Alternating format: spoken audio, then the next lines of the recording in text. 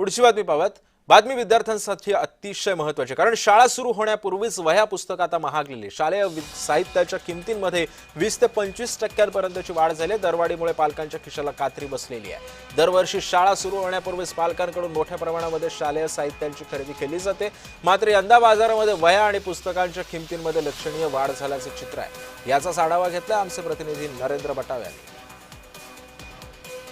नवीन शैक्षणिक वर्ष सुरू होणार असल्याने आता काही 2 दिवसावरच आता शाळा उघडणार आहे। त्या पार्श्वभूमीवर आता शालेय साहित्य खरेदी करण्याकरता दुकानांमध्ये गर्दी झाल्याचे चित्र दिसून येत आहे। वह्या असो, पुस्तक असो, पेन असो, हे शालेय साहित्य खरेदी करण्याकरता आता नागरिक दुकानांमध्ये गर्दी करत असल्याचे चित्र दिसून येत आहे। या वह्या पुस्तकाच्या किमतीत काही वाढ झाली की जाणून घेण्यासाठी आपल्यासोबत दुकानदार आहे। काय सांगाल की यावेळी काही वह्या पुस्तकाच्या किमतीत वाढ झाली का?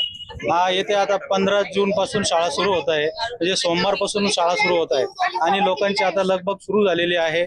आता बरेच लोक वह्या पुस्तकं घेण्यासाठी येत आहे, पण मागच्या वर्षीच्या तुलनेमध्ये कच्च्या मालाच्या किमती वाढल्यामुळे साधारणतः फेब्रुवारी महिन्यापासून 20 ते 25% सगळं स्टेशनरीच्या किमती वाढलेल्या आहे आणि गिरायकाचा प्रत्येक जण कमी मागच्या वर्षीच्या याच्यानुसारच कमी किमतीमध्ये मागताय, परंतु आम्हाला ते शक्यच नाही, कारण रेट एवढे वाढून गेलेले आहे, साधारणतः 20-25% एवढे रेट वाढलेले आणि परंतु आता गिरायकाची झुंबड पडत आहे। पालकांनी आता फी भरावी का मुलांना शैक्षणिक साहित्य घेऊन द्यावं, हा फार मोठा प्रश्न पडलेला आहे।